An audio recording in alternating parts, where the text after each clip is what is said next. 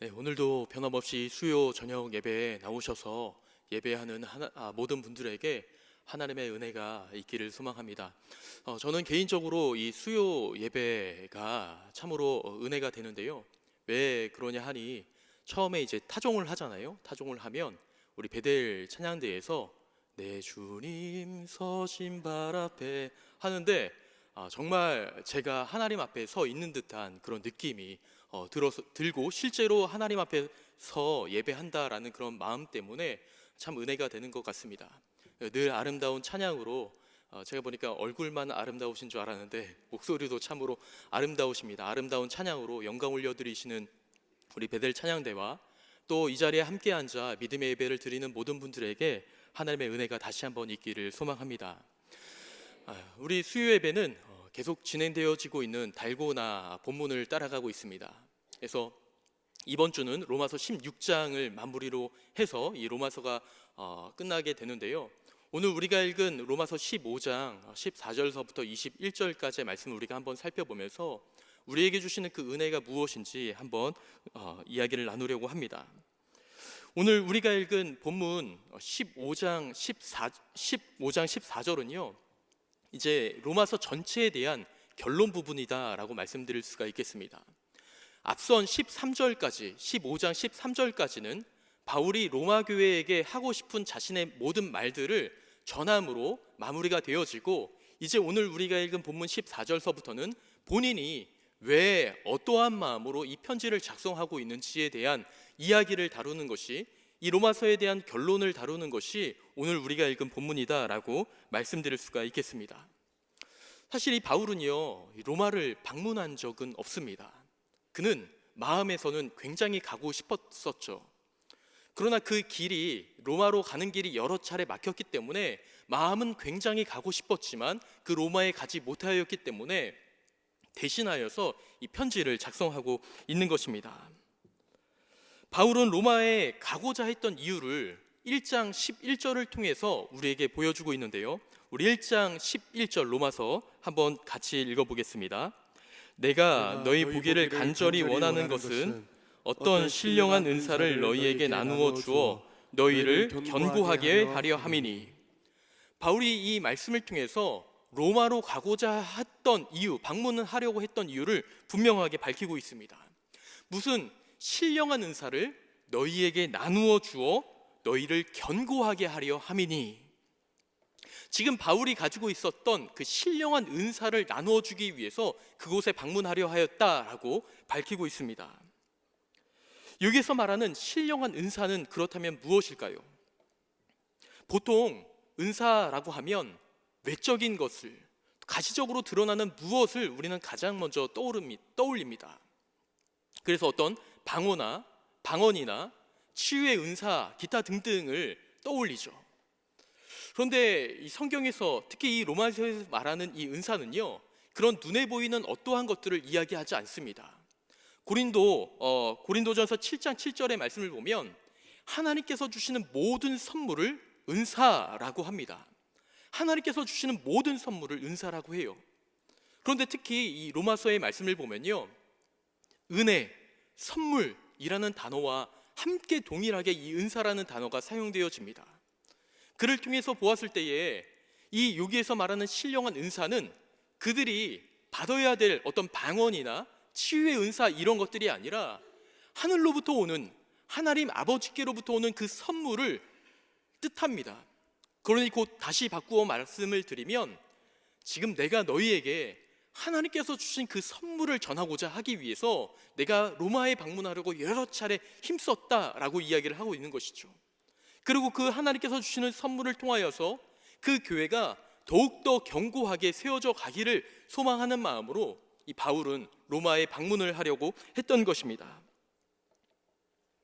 그래서 오늘 우리가 읽은 본문 가운데서도 이 바울이 왜 편지를 쓰고 있는지에 대해서 그 목적을 밝히는데, 먼저 오늘 우리가 읽은 로마서 15장 14절의 말씀을 한번 볼까요?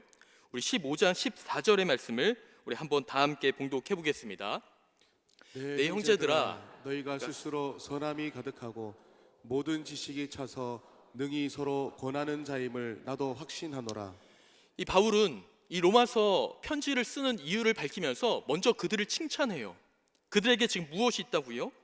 너희에게 스스로 선함이 가득하고 모든 지식이 차 있고 서로 권하는 자임을 나도 확신한다 라고 지금 바울이 그 로마 교회를 평가하고 있는 거예요. 그들은요, 하나님께 대한 그 선함뿐만 아니라 서로에게 대한 분명한 선함이 있었습니다. 그리고 하나님을 아는 지식으로도 가득 차 있었어요.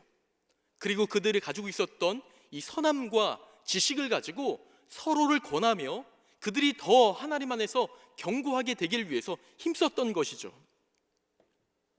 그들의 모습을 그렇다 바울이 확신하고 있으니 나무랄 데가 없는 성도들이 이 로마 교회 성도들이었습니다. 근데 저는 이 말씀을 읽으면서 어떠한 성도들이 생각났어요? 누가 생각났을까요? 저는 우리 범어교회 성도님들이 생각이 났습니다. 선함이 가득하고 지식이 차 있고 서로 권하는 자들이다. 제가 얼마 전에 지나가다가 한 집사님을 잠깐 만나서 이런저런 이야기를 나눴습니다.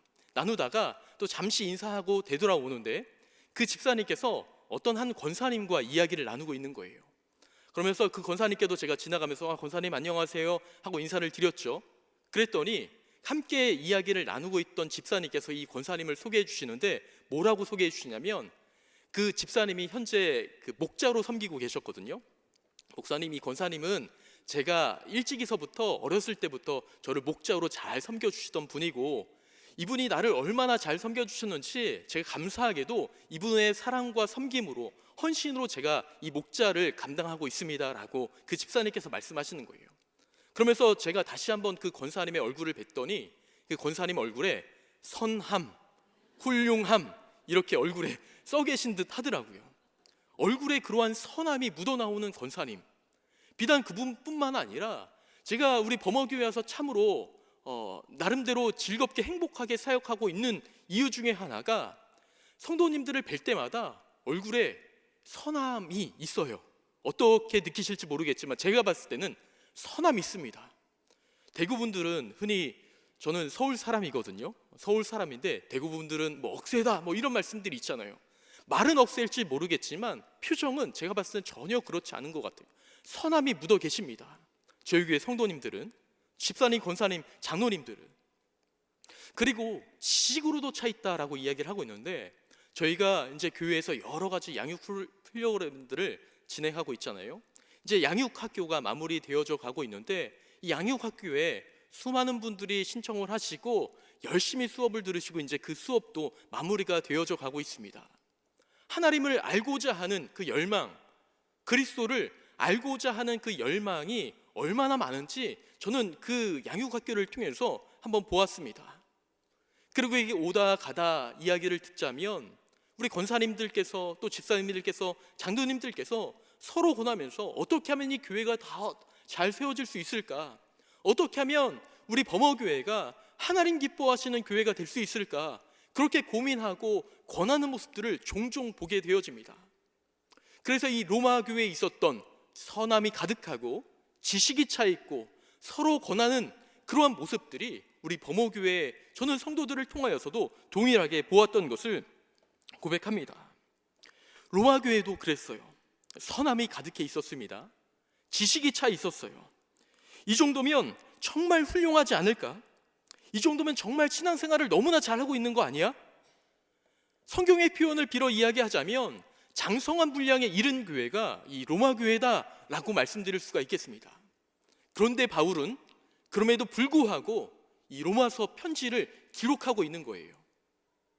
먼저 그들을 그렇게 칭찬하고 이제 이 편지를 기록하고 있는 이유를 분명하게 이야기를 하고 있는데 로마서 15장 15절의 말씀을 우리 다 함께 한번 봉독해 보겠습니다. 그러나 내가 너희로 다시 생각나게 하려고 하나님께서 내게 주신 은혜로 말미암아 더욱 담대하게 너희에게 썼노니. 하나님께서 지금 이 바울에게 주신 은혜가 너무 커서 그것을 전하려고 그 은혜를 이 로마 교회 성도들에게 다시 생각나게 하려고 이 편지를 쓰고 있다라고 이야기를 하고 있는 것입니다. 바울이 경험했던 그 복음, 예수 그리스도, 또 로마 교회 성도들이 처음 예수 그리스도를 만났을 때의 그 감격과 기쁨을 어떻게 하려고요? 다시 생각나게 하려고 이 바울은 이 지금 로마서를 쓰고 있다라고 말을 하고 있습니다. 앞서 말씀드렸듯이 1장에서 이미 이 편지의 목적을 밝혔습니다. 그런데 여기에서 다시 한번 그 사실을 상기시키고 있는 것이죠. 바울이 다메섹 도상에서 부활하신 예수 그리스도를 만나고 아주 크게 발견한 것이 있다면 바로 은혜입니다. 은혜. 이 바울은요, 예수님을 만나기 이전에는 은혜라는 단어조차 모르고 살았던 사람입니다. 오직 어떻게 하면 율법을 지킬 수 있을 것인가? 내가 어떻게 하면 이 율법을 지키지 않는 저 그리스도인들을 잡아 가둘 것인가? 어떻게 하면 그들을 힘들게 하고 괴롭게 하고 그들을 흩어버리게 할 것인가? 오직 이것, 율법 하나만 늘 머릿속에 마음속에 두고 살아갔던 사람이었습니다. 은혜라는 그 말조차, 단어조차 생각 못했던 사람이 바로 이 바울입니다. 그런데 예수님을 만나고 그 은혜를 발견했던 것이죠. 이전에 없었던 그 기쁨과 감격을 누리면서 죄인 중에 괴수였던 자기를 구원해 주신 그 하나님의 은혜, 예수 그리스도의 은혜, 나를 다시 한번 살리신 예수 그리스도의 은혜를 바울은 생각하며 그것이 너무나 기쁘고 즐겁고 행복했던 것입니다. 그 은혜를 이 바울은 다메섹으로 가는 길 위에서 예수님을 만나 그 은혜를 직접 체험했습니다. 바울이 이전에 알지 못했던 그 은혜를 자신의 몸으로 직접, 자신의 눈으로 직접 체험하고 나니 이것은 이전에 느끼지 못했던, 이제 도저히 감당하지 못할 너무나 큰 은혜로 받아들여지게 된 것입니다. 그래서 15절에 무엇이라고 이야기하죠? 내게 주신 은혜, 내게 주신 은혜가 너무나 커서 내가 너희에게 전하는데 너희에게 주셨던 그 은혜가 다시 생각나게 하길 위해서 내가 이 편지를 기록하고 있는 것이다 라고 이야기를 하고 있는 것입니다. 자신에게 주신 은혜가 너무 벅차서 그 복음의 감격을 전하고 싶었던 것이죠. 그래서 이 바울은요, 이 로마서를 계속해서 쓰고 있는 것입니다. 그리고 이 바울은 그 감격에 너무 겨워서 뭐라고 이야기를 하고 있냐면 16절의 말씀은 이렇게 이야기합니다. 16절의 말씀을 다 함께 한번 봉독해 보겠습니다. 이 은혜는 곧 나로 이방인을 위하여 그리스도 예수의 일꾼이 되어 하나님의 복음의 제사장 직분을 하게 하사 이방인을 제물로 드리는 것이 성령 안에서 거룩하게 되어 받으실 만하게 하려 하심이라. 네, 바울은 자신에게 주셨던 그 복음에 너무 감격스러워서 예수 그리스도의 일꾼이 되어서 하나님 아버지의 그 복음의 제사장 직분을 감당하게 하셨다. 그래서 나는 이 직분을 많은 사람들에게 전하기 위해서 힘쓰고 있다라고 이야기를 하고 있습니다. 바울은 원래 어떤 사람이었나요? 그는 스스로 나는 비방자요, 폭행자요, 또 박해자였다라고 바울은 이야기를 합니다. 근데 그 말이 맞아요. 바울은 그리스도를 따르는 수많은 사람들을 비방하며 박해했습니다. 더 나아가서는 폭행하고 그들을 잡아 옥에 가두었던 사람입니다. 실제로 폭행자였고 살인자였던 사람이 이 바울이었어요. 그렇게 이 복음과 원수였던 바울에게 하나님께서 복음을 위한 제사장의 직분을 바울에게 맡기셨고, 바울은 그것이 너무나 감격스러워 계속해서 그 하나님의 일들을 전파하고 있는 것입니다. 철저하게 유대교에 헌신하여서 그리스도를 박해하는데, 그리스도인들을 박해하는데 앞장섰던 바울을 변화시켜서 이방인을 위한 일꾼이 되게 하신 그 놀라우신 하나님의 은혜, 예수 그리스도의 은혜, 그 놀라운 은혜가 바울을 변화시켰고, 자신이 경험한 그 변화를 통하여 바울은 복음을 계속해서 전하고자 하는 것입니다. 이와 같이 놀라운 은혜는요, 분명히 삶을 변화시킵니다. 가정에서든 교회에서든 다른 사람의 관계에서나 내 자신의 모습에서 분명한 변화를 가져옵니다. 바울은요, 조금 급진적인 변화를 경험했던 사람입니다. 이렇게 바울과 같이 급진적으로 변화를 하든 점진적으로 변화를 하든 예수 그리스도의 은혜를 받은 사람들, 그 사람들은 분명하게 변화를 경험합니다.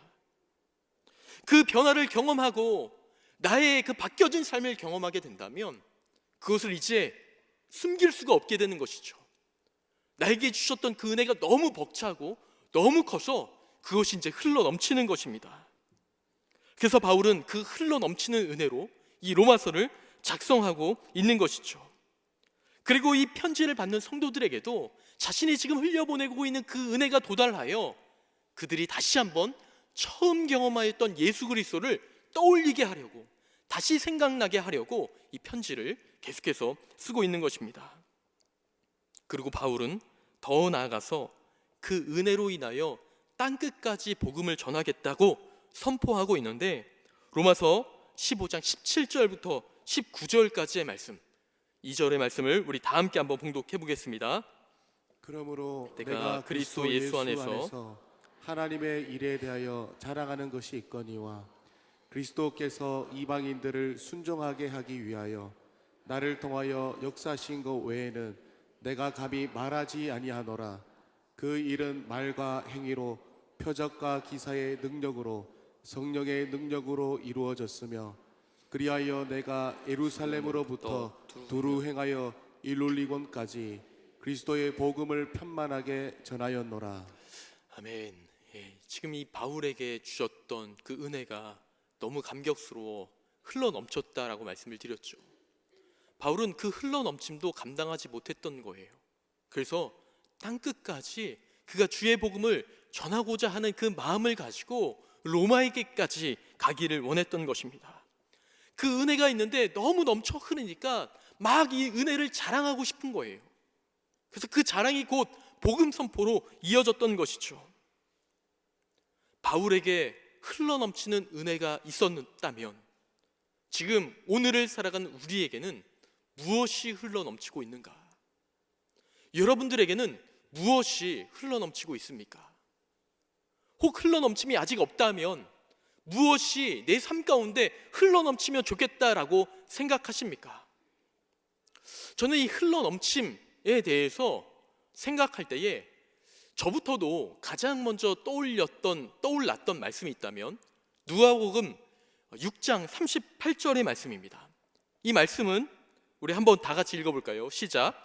주라 그리하면 너희에게 주실 것이요 곧 후이 되어 누르고 흔들어 넘치도록 하여 너희에게 안겨주리라. 너희가 헤아리는 그 헤아림으로 너희도 헤아림을 도로 받을 것이니라. 아멘. 혹시 이 말씀에 목사님 저는 이 말씀 별로 좋아하지 않아요 라고 말씀하실 분들이 계실까요? 이 말씀을 싫어하시는 분들은 아마도 없을 거예요. 주라 그러면 너희에게도 줄 것인데 그 줄 것이 얼마나냐면 후이 되어서 누르고 흔들어 넘치도록 주실 것이다 라고 말씀하고 계세요. 이것을 거부하실 분 혹시 계신가요? 거부하실 분들은 아마 아무도 없을 것입니다. 그래서 우리는 늘 이 흘러 넘친다라는 어떤 개념을 생각할 때에 눈에 보이는 무언가를 생각해요. 그래서 가장 먼저 떠오르는 게 무엇일까요? 돈이 떠오르더라고요. 저는 좀 돈이 흘러 넘치면 좋겠다. 혹시 돈이 목사님 저는 그렇게 썩 흘러 넘치기를 원하지 않아요 라고 말씀하시는 분도 아마 없을 것입니다. 어떤 분들은 실제로 흘러 넘치는 분들도 있으실 거예요. 그래서 막 흘러 넘치면 어떻게 되나요? 자랑하고 싶어지죠. 나는 땅이 몇 평이고 집이 몇 채고 나는 통장에 잔고가 보니까 막 어마어마하게 쌓여 있는데 이것을 내가 보니까 너무 기뻐요. 너무 행복해. 통장을 볼 때마다 저는 늘 눈물이 나거든요. 그런데 정말 행복하시는 분들이 계실 거예요. 그럼 어떻게 되는 거예요? 행복하면 막 자랑을 하고 싶은 분들이 계실 겁니다. 이 자리에 할아버지 할머니로서 많은 손자들을 두고 계신 분들도 계실 것입니다.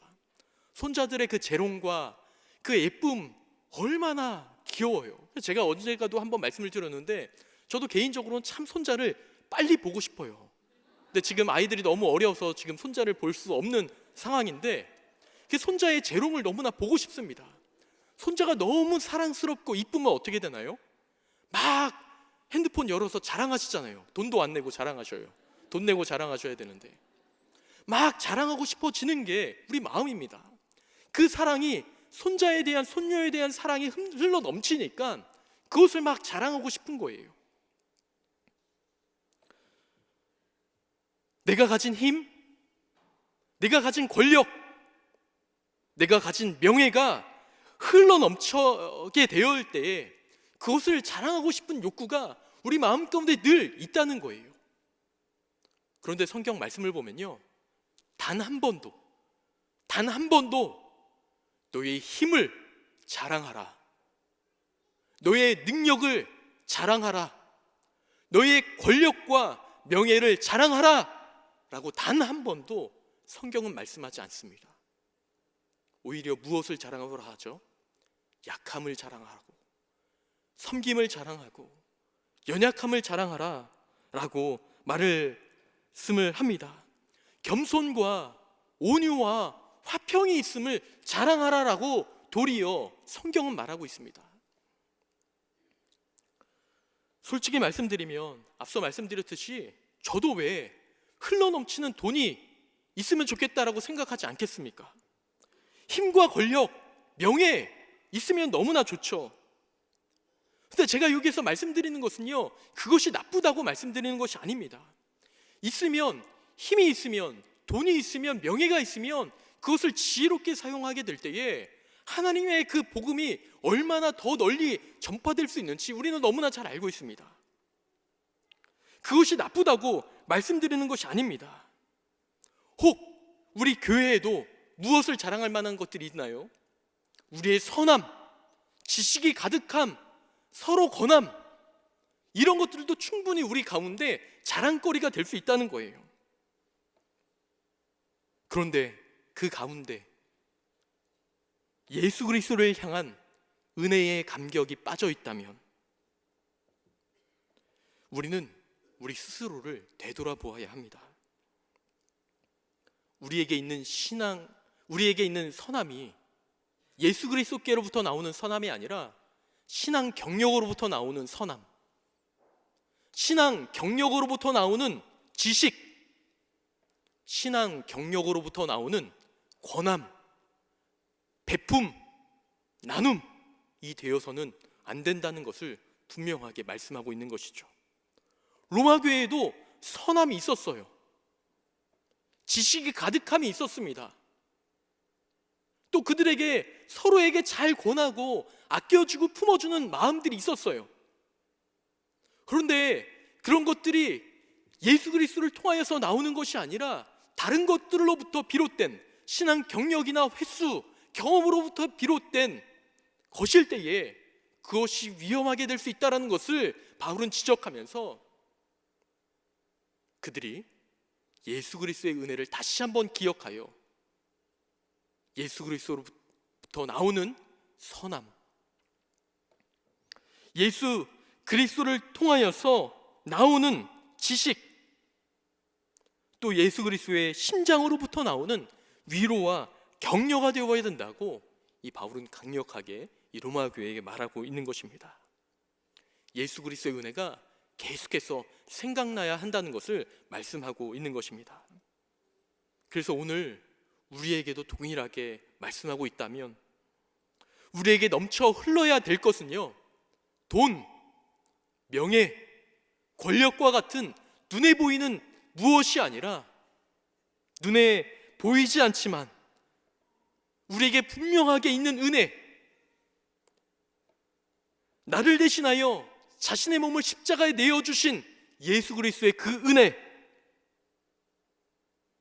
나를 죽음에서 건지시고 살리신 예수 그리스도의 은혜, 그리고 나를 살리시고 그리스도께서 나에게 다시 한번 주신 그 새 생명으로 인한 기쁨과 은혜, 그러한 삶으로 살아가게 하시는 하나님의 은혜가 날마다 기억되어져야 된다는 것을, 날마다 다시 생각나야 한다는 것을 우리에게 분명하게 말씀하고 있는 것입니다. 선함이 있다고 해서, 지식이 있다고 해서, 서로에게 아름다운 권함이 있다고 해서 만족하고 거기에서 잘하고 있다고 생각해서는 안 되고, 계속해서 예수 그리스도 하나님 아버지의 그 사랑이 끊임없이 기억되어져야 된다는 것을 말씀하고 있는 것입니다. 오랫동안 무엇을 하게 되면 이 매너리즘에 빠지게 된다고 하죠. 저는 분명히 이 신앙생활에도 매너리즘이 있다고 생각합니다. 계속해서 반복하여 어떤 일들을 하게 되다 보면 굉장히 익숙해지다 보면 아무 생각 없이, 아무 느낌 없이 기계적으로 어떠한 일들을 행할 때가 참 많이 있습니다. 이 설교를 들을 때도 기계적으로 어떤 말을 하면 아멘 하고 대답을 하기도 합니다. 기계적으로 할렐루야가 나올 때도 있어요. 기계적으로 주여 할 때가 있습니다. 근데 그 가운데 예수 그리스도가 빠진 아멘과 할렐루야와 주여는 그 가운데 예수 그리스도를 통하여 다시 한번 생명력을 불어넣어야 된다는 것을 분명하게 말씀하고 있는 것이죠. 그래서 그렇게 예수 그리스도를 통하여 흘러넘치는 은혜가 있어서 그것이 우리의 자랑이 되기를 간절히 소망합니다. 그것이 자랑이 되어서 다른 사람들에게도 흘러갈 수 있는 그 놀라운 은혜를 함께 체험하길 원합니다.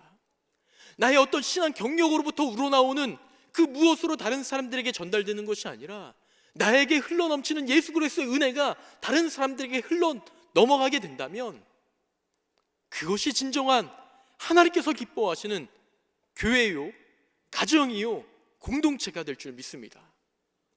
그래서 우리는 기도할 때에 주님, 나의 마음 가운데 이러한 은혜, 예수 그리스도를 향한 그 은혜, 처음 만났던 그 감격, 그 기쁨, 그것이 내 마음 가운데 있게 하여 주옵소서. 이 기도를 날마다 우리는 해야 될 줄 믿습니다. 그래서 바울이 이 로마에 있는 성도들에게 말씀했던 것 같이 내가 너희로 다시 생각나게 하려고 하나님께서 나에게 주신 은혜로 말미암아 너희에게 이 모든 것을 썼다 했던 이 고백이 나를 통하여 또 다른 사람들에게 흘러갈 수 있는 그 은혜를 경험하기 원합니다.